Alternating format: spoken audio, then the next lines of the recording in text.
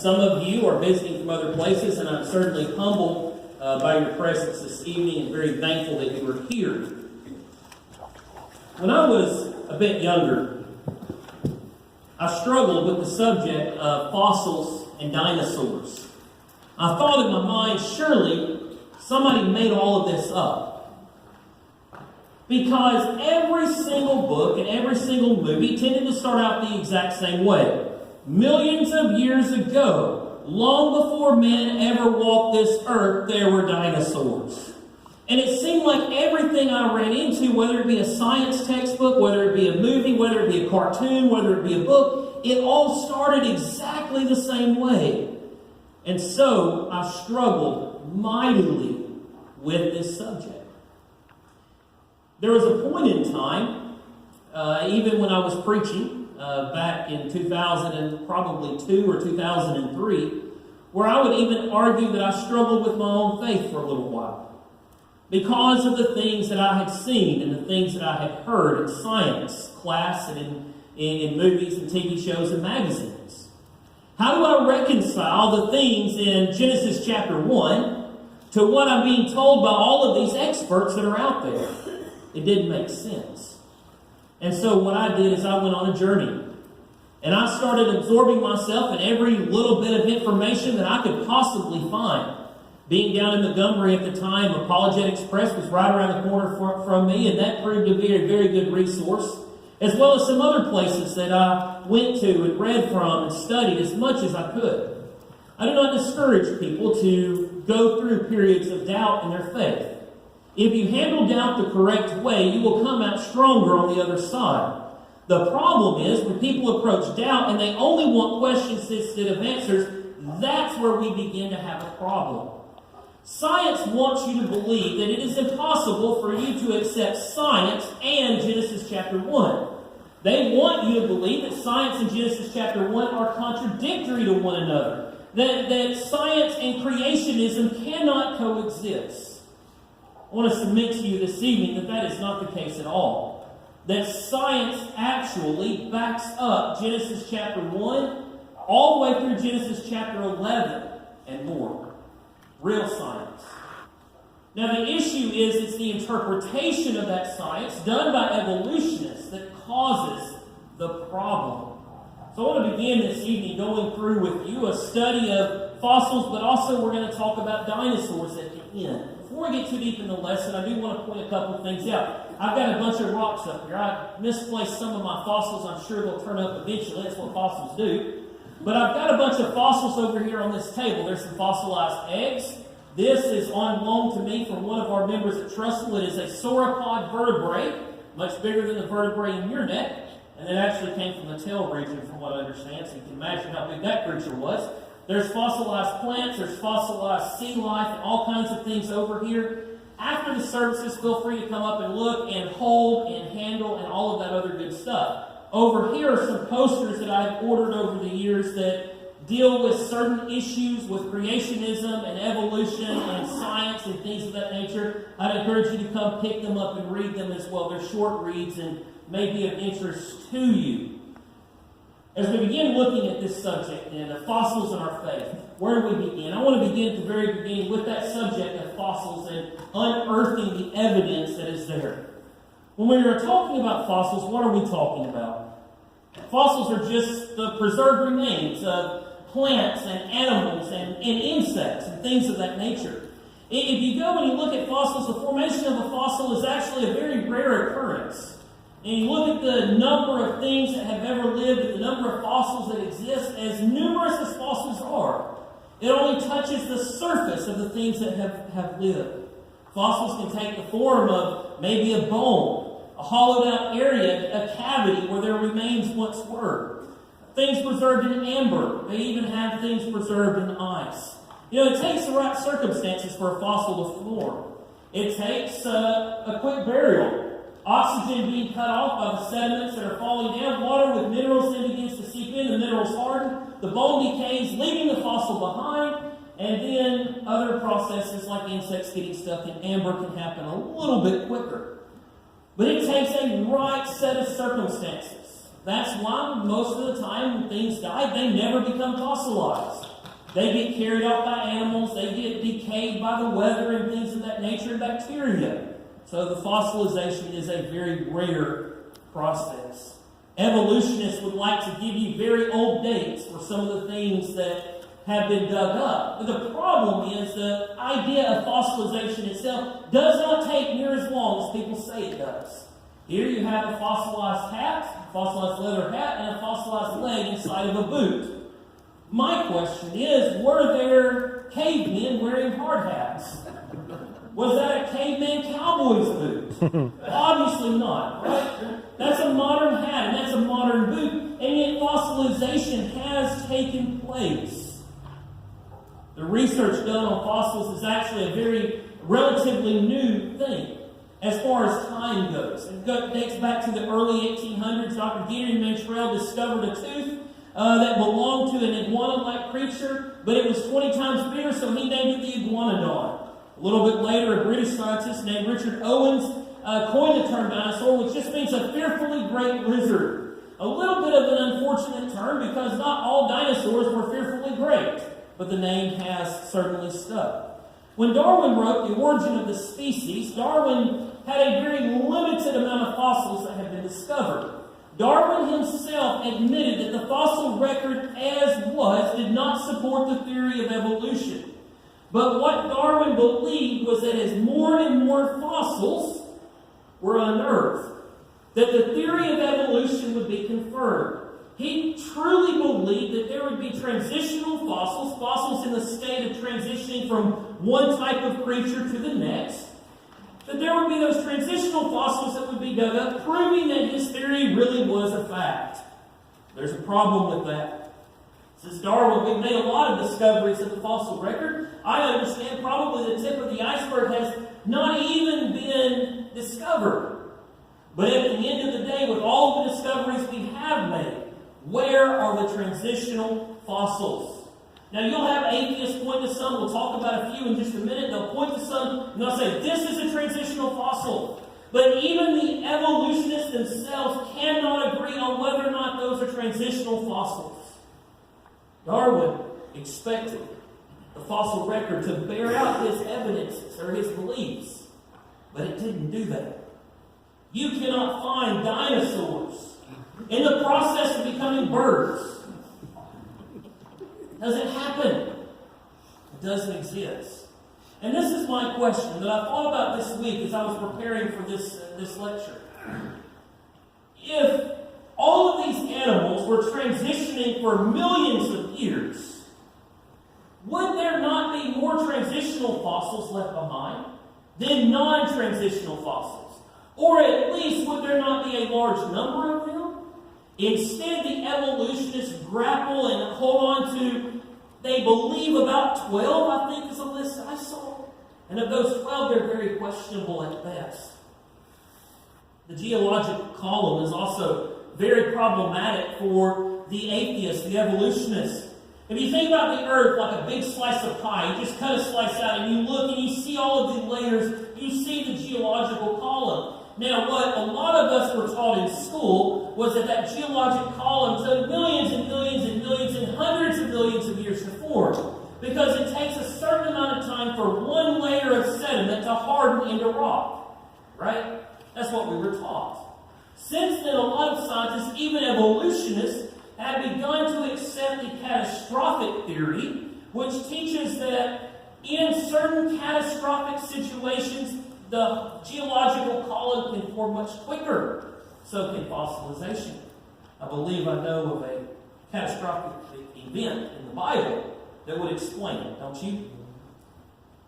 But instead of finding the evolutionist concept in the geological column, which would mean simplest to the complex, and you would be able to look down deep and watch evolution take place as you near the surface, that is not at all what you find. Instead, we find the Cambrian explosion, where complex life forms, even the most simple of them are still complex, appear immediately all at once. We've discovered fossils as well, containing soft tissue. When I originally put this material together in 2008, started studying it anyway, a T-Rex fossil had been found that had soft tissue, blood, soft tissue, blood vessels, cells, and blood matrix inside of it. Evolutionists would have said for eons of years that this was impossible, that this type of soft tissue cannot stand that long of a period of time. Well, they cracked open a T-Rex fossil and they found soft tissue. So now we got a problem. Either the soft tissue really can last hundreds of millions of years, as they're now saying, or the bones are not really that old.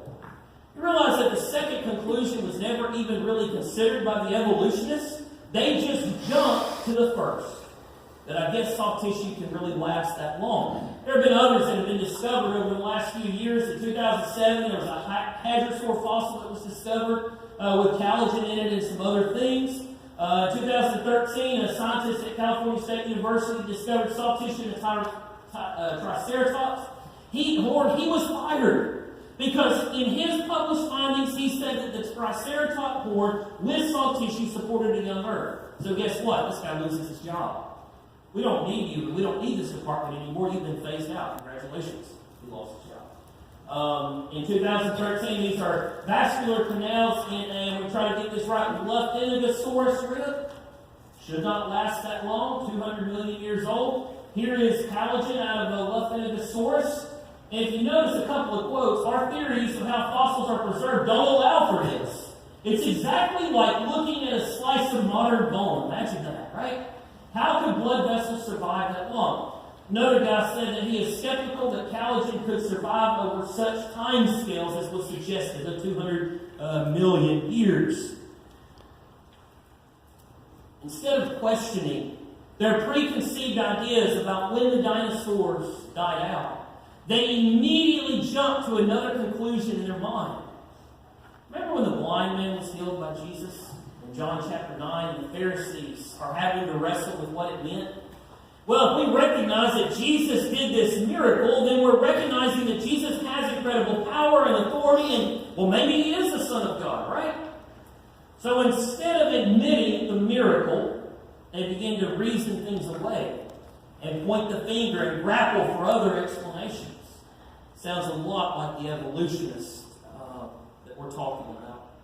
By the way, I have a lot of quotes in my presentation that I've given you. I'm not planning on reading all of them. They're there for your benefit. Another problem that evolutionists have with the fossil record is the presence of what is called, or what are called polystrate fossils. A polystrate fossil is simply a fossil that takes up more than one layer of sediment. In the picture that's on the PowerPoint screen, you'll see a polystrate tree. Now, if you've ever had a tree cut down in a stump in your yard, what happens over the course of time?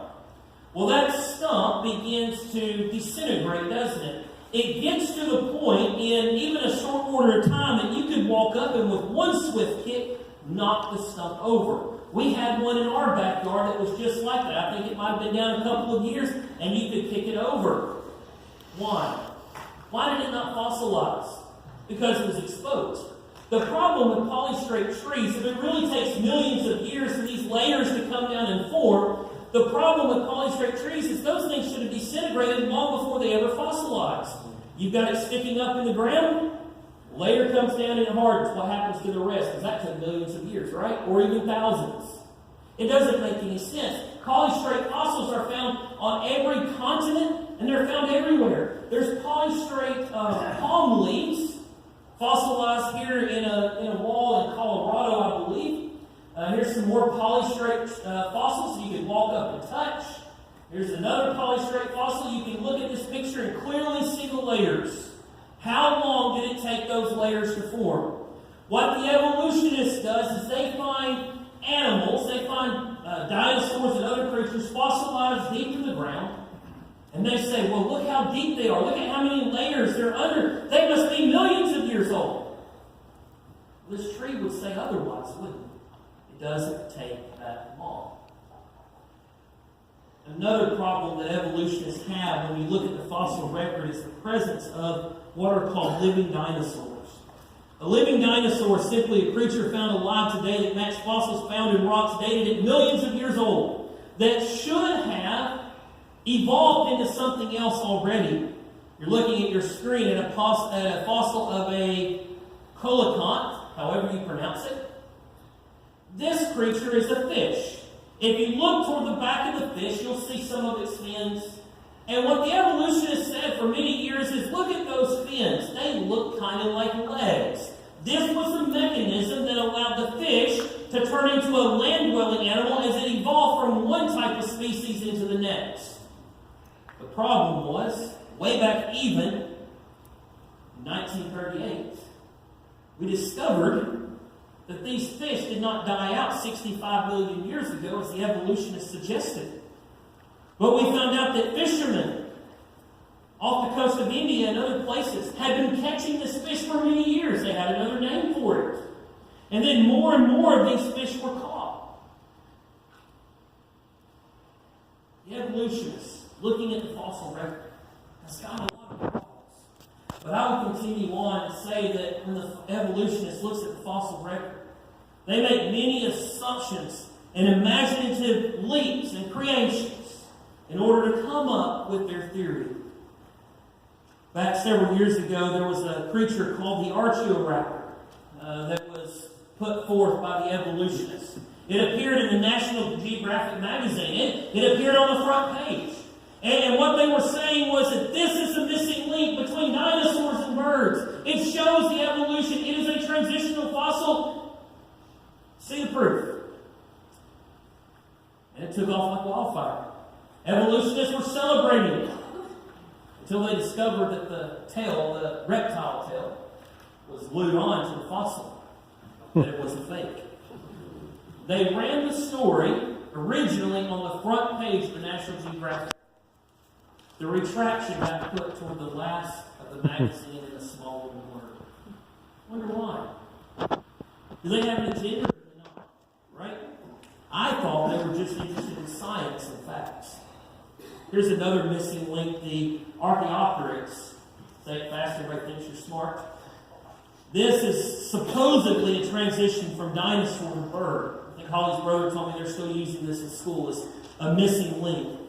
First of all, everybody is not even convinced that this creature is real in the first place. This is artist renditions of the creature. Second of all, at the end of the day, it is still a bird. It is not half dinosaur, half bird. It is a bird. It has claws and it has teeth. But there are other birds that are alive today that have claws and teeth. That is not an amazing thing. Are the ones that we have today transitional creatures? Or are they just birds that happen to have claws and birds that happen to have teeth? Evolutionists tend to look at the evidence with the end conclusion already established in their mind. They know what they're getting to. They approach the fossils and they approach the remains of human beings or animals, and they look at it and they say, well, we know that man descended from monkey, therefore we know what this must have looked like. On the screen behind me is the fossil remains of Lucy. Lucy is only 40% there. She was discovered in 1974. When the evolutionists got a hold of the fossil remains of Lucy, this is what they came up with. By the way, that's her skull. That's all we have of her skull, the darker parts. Evolutionists filled in the blanks and came up with this. Now, I understand that primates can have a very human-like expression on their faces sometimes, right? Ever been to the zoo and watch them?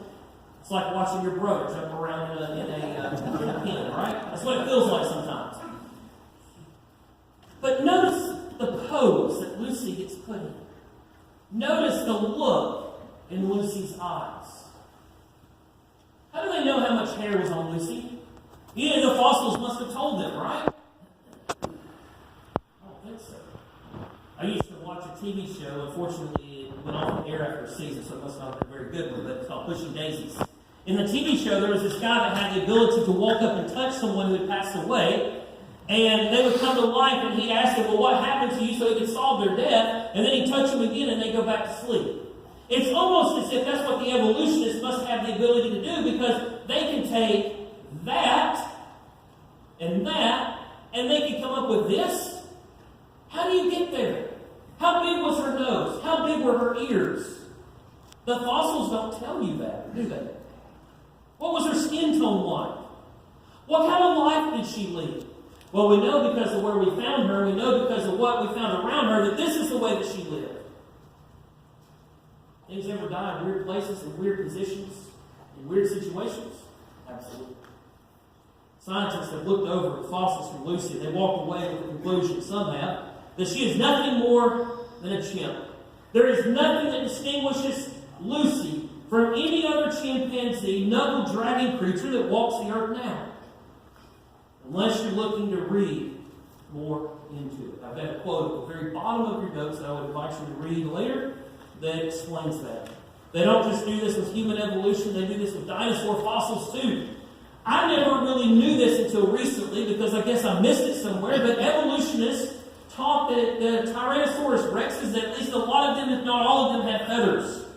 Why do you think the evolutionist wants to put feathers on dinosaurs? Because it's a link, right? It shows a transition from bird to reptile. And so for a long time, scientists, evolutionary scientists, were trying to do that.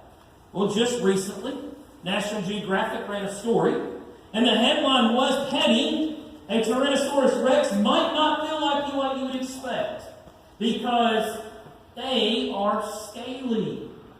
They feel like a reptile. Imagine that.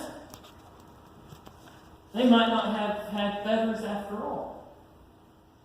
What's going on there? The evolutionists started with an assumption, and they worked their way backwards to get to that point.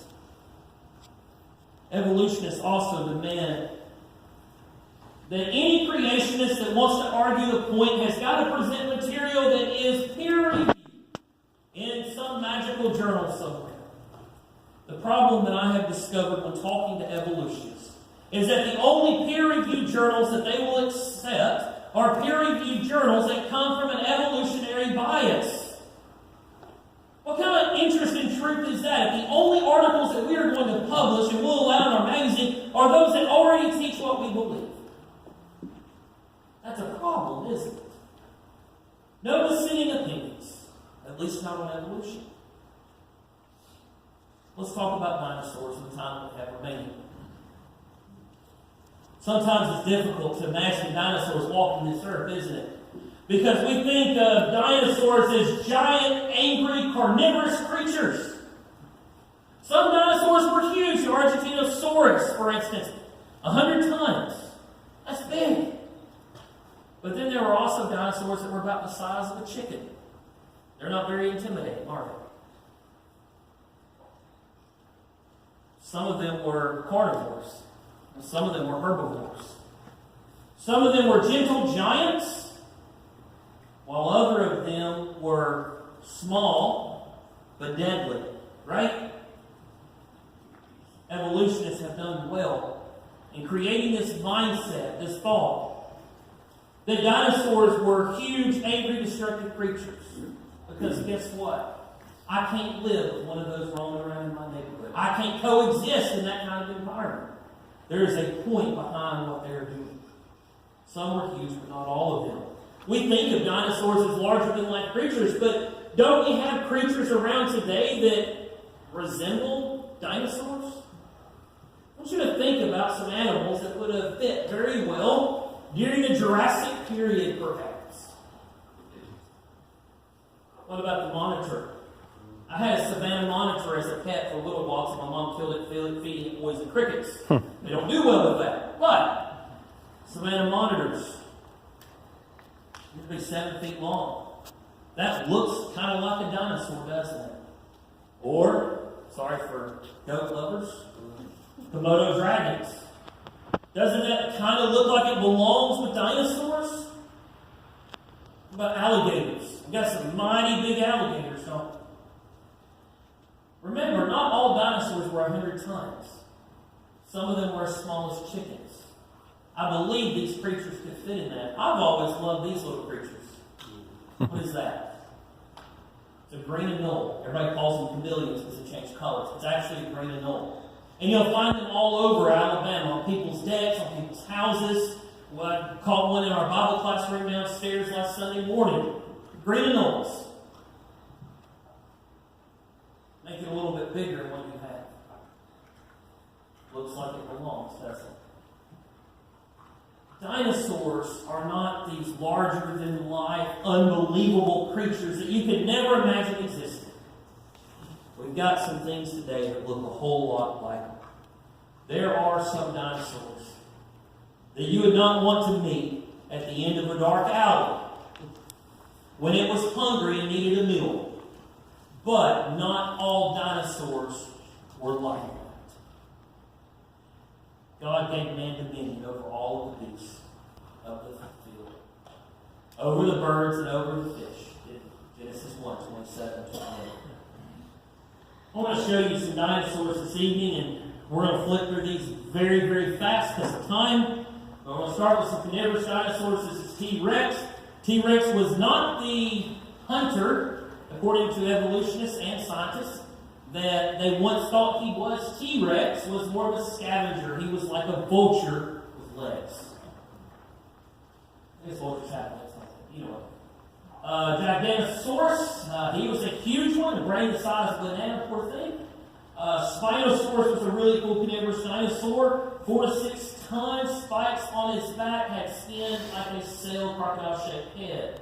Troodon, looming tooth, looks like something off Jurassic Park, doesn't it? 6 feet long, 3 feet high, weighed 130 pounds. Can you think of another creature we have roaming our woods that's 6 feet high, about 130 pounds?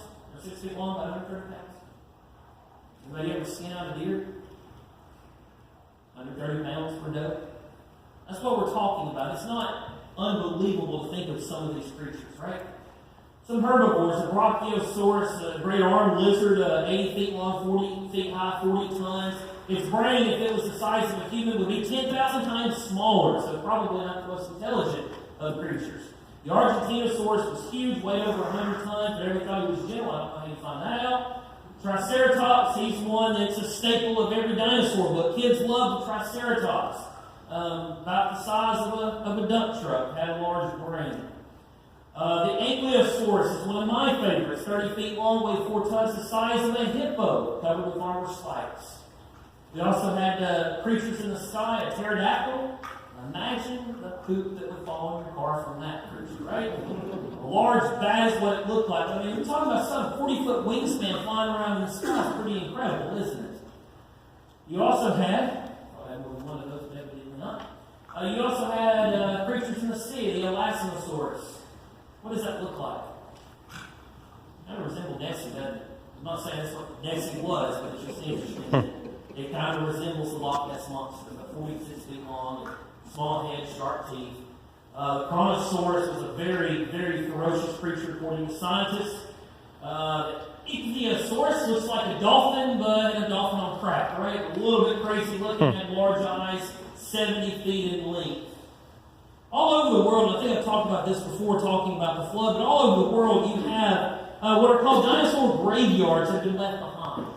And some of our greatest dinosaur discoveries have come out of these dinosaur graveyards. If you ever travel up to Wyoming and the Montana area, out to Colorado or Utah, I would encourage you to try to make time to stop and visit a dinosaur graveyard. It would be well worth it and see some of the discoveries that have been made. But all over the world exist these dinosaur graveyards, which are places where a massive number of dinosaurs, often many different types of dinosaurs, have all died off at the same time, and the scientists will tell you they died off because of a flood. Interesting, isn't it? Of course, they want to tell you that they died off because of the flash flood. One of the quotes that I have in the book says the Sahara Desert, or in your notes, the Sahara Desert we know today would not have existed in Jabaria's time. The animal would have populated an area covered by open forests and broad rivers. It looks as though the dinosaurs may have been caught in an ancient flash flood and very quickly.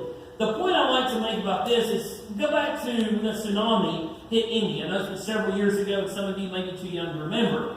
But when the tsunami hit India, one of the things that stands out in my mind is that some of the villagers were being talked to. And they said, "Why did you not know that the tsunami was coming?" And some of the villagers actually said, "We should have known something was up because all of the animals left town before it hit." They, animals, knew something was going on. Flash flood catch the animals by surprise? Probably not. Let's also consider these creatures are huge, some of them. Some of these in these graveyards were 100 tons. Yet they're called a regional flash flood. And interestingly enough, there's regional flash floods that occurred all over the world, all looking the same way, all burying these creatures and having them sediments fall down upon them quickly so they can fossilize. I think I know of a book that has an explanation for what most likely happened to these dinosaurs. But it wasn't a regional monsoon, and it wasn't a localized flash flood. It was a global flood, wherein God destroyed this whole world, and everything in it, save Noah, his sons, and their families. Recently, the headlines were abuzz with a new dinosaur that had been discovered. This is a couple months old, I believe. And this was called a nodosaur. And what's special about him is he's not just fossilized bones, but even his skin is fossilized. And this is a big deal to the scientists. National Geographic's report said some 110 million years ago, this armor-plated plant eater lumbered through what is now western Canada until a flooded river swept it into open sea. The dinosaur's undersea barrel preserved its armor in exquisite detail. Its skull still bears tile-like plates and a gray patina of fossilized skins. You notice what they said? He must have died in a flooded river. There's so many of these stories that sound just like this. In fact, I would venture to guess most fossils that have been found have been explained by a flood of some sort.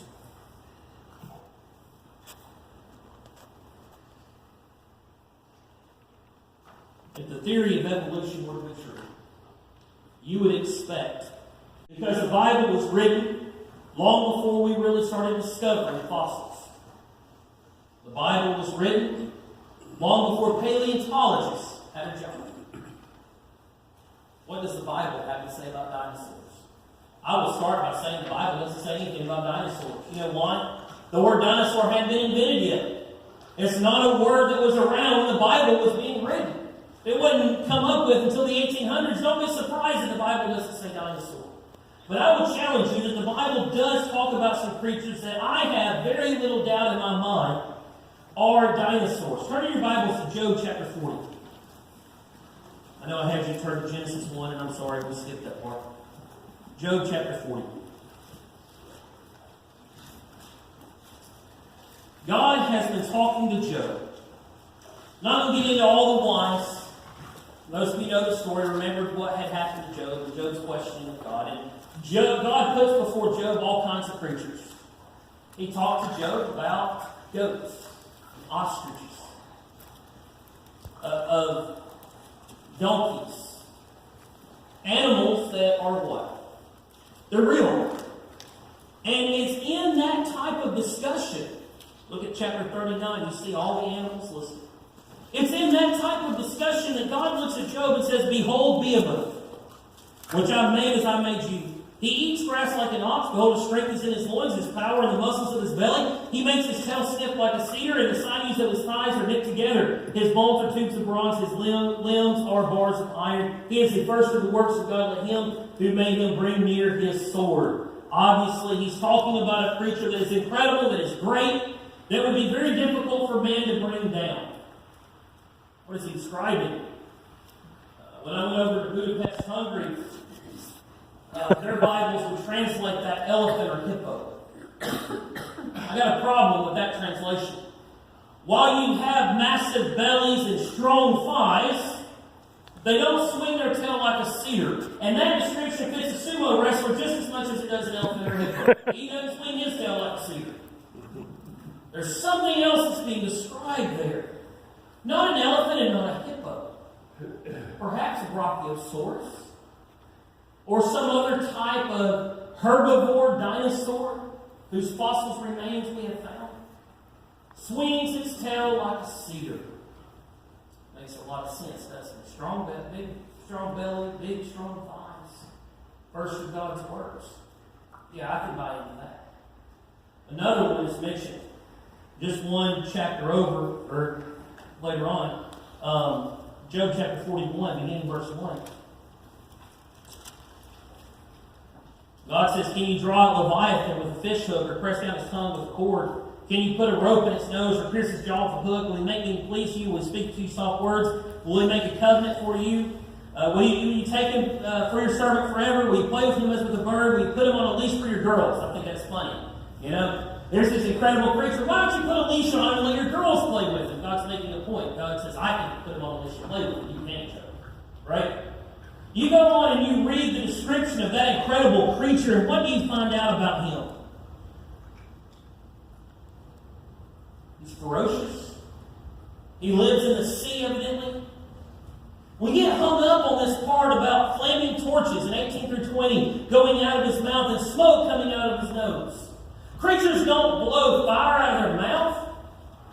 You're right, they don't. They do blow them out of their rear end. Bombardier beetle. Scientists have studied in biomimicry the way it shoots that extremely hot gas out of its rear end in order to replicate that for jet engines. They'll call biomimicry an amazing study.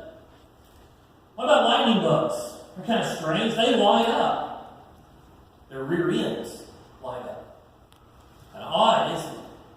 Is it too crazy to think that in some way, shape, or form there was some light that permeated from the mouth of this creature that might resemble a fire?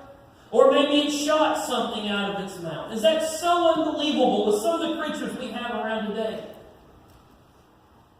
Think about the anglerfish at the bottom of the ocean. It's got the little light that glows on the end of its antenna in order to draw prey into itself and eat it. It's not so incredible now, is it?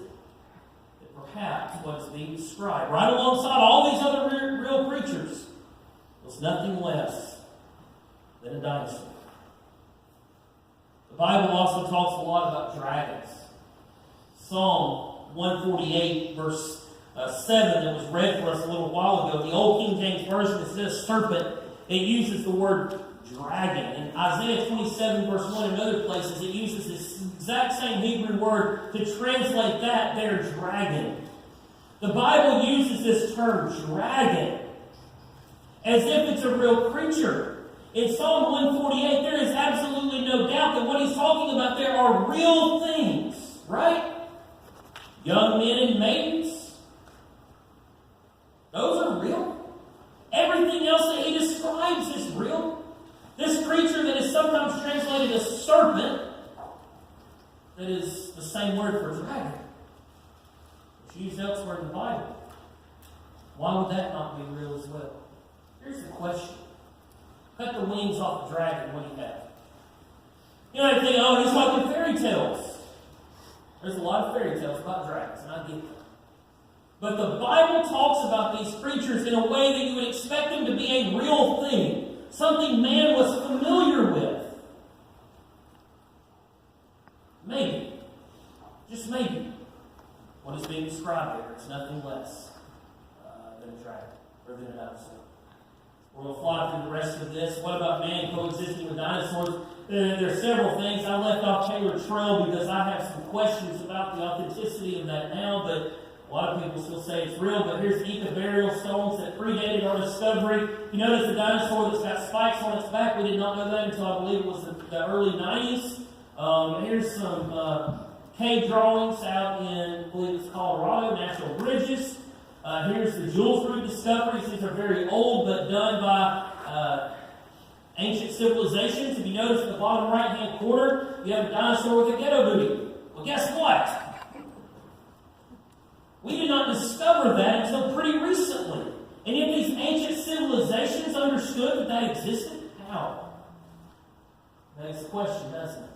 The Domini expedition as well. Interesting thing about this one is they've got the dinosaur standing, propping itself up on its tail. Scientists didn't understand that until fairly recently. And this is an ancient cave drawing, right? When did dinosaurs live? Now, what about all these tales about dragons? And you can look in your notes, I've got a lot of references, but even history books and science books back in the 1500s talked about these creatures as though they were real. When you got a legend that happens, a tall tale, isn't it usually based in reality? A couple years ago, I was fishing up in Florence, and near the dam, there's this walkway and a little bridge that goes over, and they've got some gates where the water runs through. And I was fishing for crappie, and I caught a massive bass. That thing had to weigh 15 pounds. And I crawled over the edge of that, and I started hanging on the grate, and the grate started giving way. And I start falling back into the water. And here I am, I'm wrestling this 15-pound bass, trying to pull it up, and I'm hanging on for dear life, not wanting to get sucked under and into that and possibly drown. I decided I had to let the fish go. There's a lot of truth in that story. But I stretched a couple of things, namely the size of the fish. He was big. He wasn't 15 pounds. Don't we do that? Don't we do that? Hunters, what about the deer that got away? Or in my case, the hog that got away? Huge. What about the stories that permeate history? Many of which are told as if they were fact. Right alongside real places, real cities, real towns, that during the time could be double checked. You say, well, how did man live with dinosaurs? We do incredible things with deadly creatures, don't we? Remember in Genesis chapter 1, God told man that he has dominion over the beasts of the field, the birds of the air, and the fish in the sea. We are at the top. Everything else is under. No matter how big or great that is. That doesn't mean some stupid person doesn't lose his life to a cold war. He decided to play with it one day. But it does mean I have dominion over those animals. And the same would be true with dinosaurs. What happened to them? Some scientists say that there was a comet that struck the earth, resulting in an ice age and wiped them all out. My question is, how did everything remain just perfect for the evolution not only of the rest of the animals, but also mankind? Go back to this picture. Dinosaurs did not die out of the flood. You can read your notes and understand that why, but dinosaurs did not die out of the flood. That's not what happened. Many of them did die in the flood. They would not have died out there. Comet didn't take them out. So what did happen? A lot of people believe, go back and look what happened when the flood struck the earth.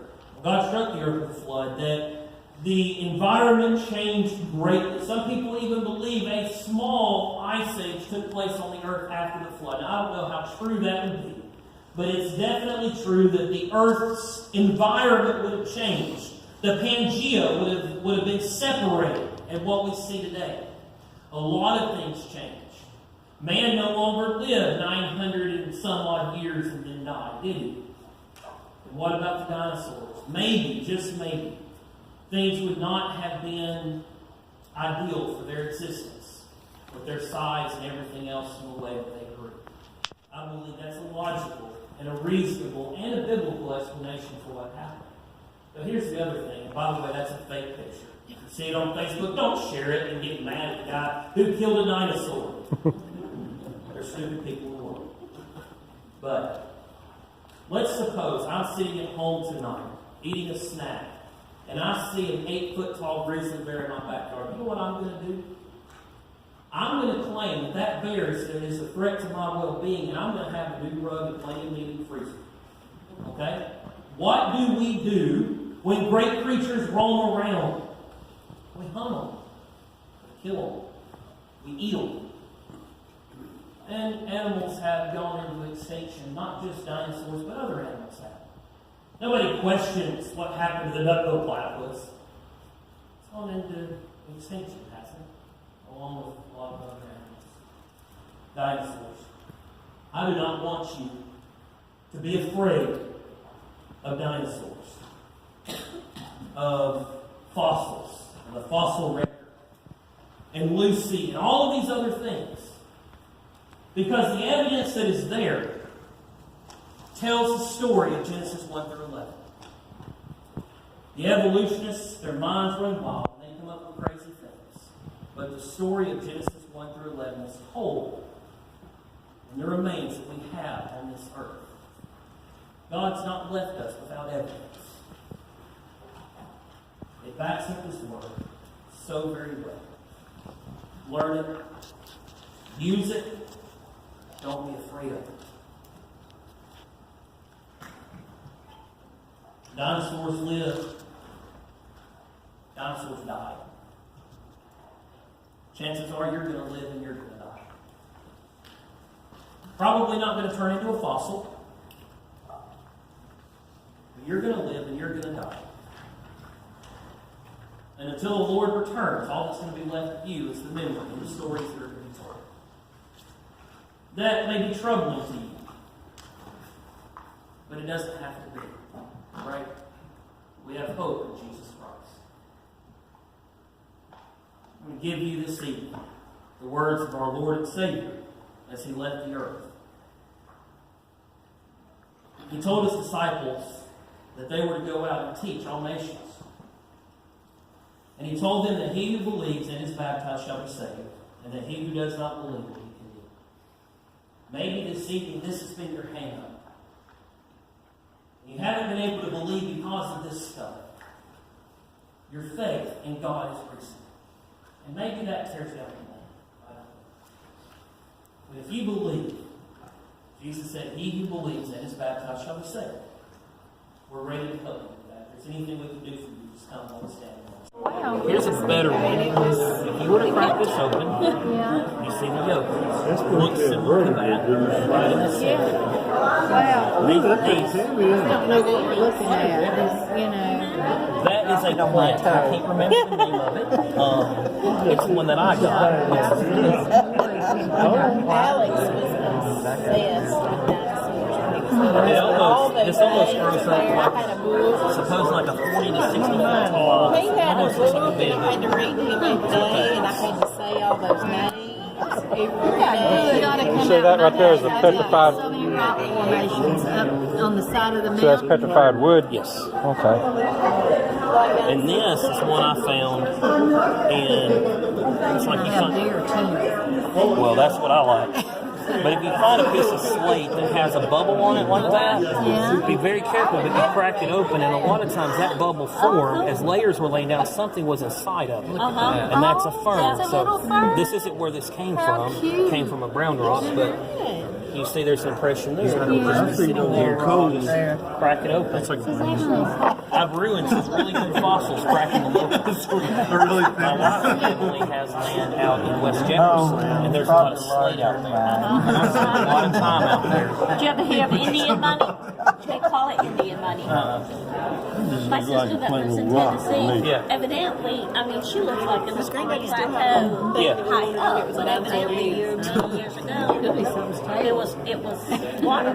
Yeah. It was covered in sports. And today, you can go and dig in the ground, and it's like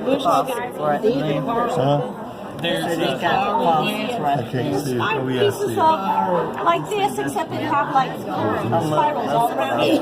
It's like a what do you call those little? I can't remember. worms Light in the that up ocean? right there. not anemones, but something like that. Yeah. They We'll call see it. what it looks like. I'm videoing. He's videoing. Somewhere around here, I've got something that looks like scales. Yeah, here. You pick this up and you think, well, that's scales. That's a lizard. That's not a lizard. That's a tree. That's a tree. That's a piece of a tree. Yes, ma'am. Fossilized.